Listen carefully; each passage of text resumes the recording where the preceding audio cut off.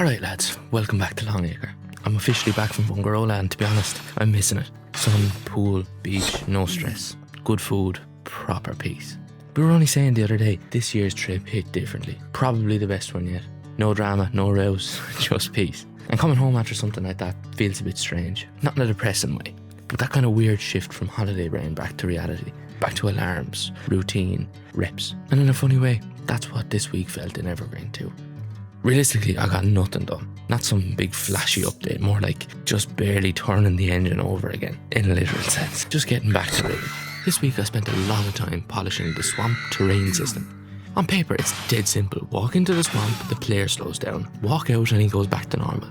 Grand. Except, as per usual in game development, things that sound simple have a way of becoming absolute head melters. And what actually mattered this week wasn't even the swamp itself. It was something deeper that clicked in my head. For a long time, I feel like I've been solving problems line by line. It's very local thinking. What goes here? If this is null, what happens? Why is this even firing? It's useful, but it's limiting. And this week, something shifted. I started thinking less about individual lines and more about the systems as a whole.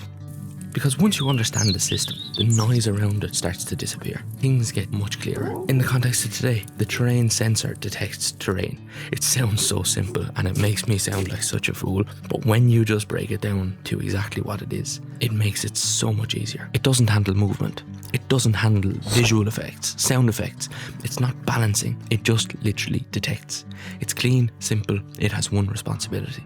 And I don't know why, but this kind of thinking feels very new to me. Or not maybe new, maybe earned. Because Evergreen is slowly graduating from, can I make this work, to can I make this clean?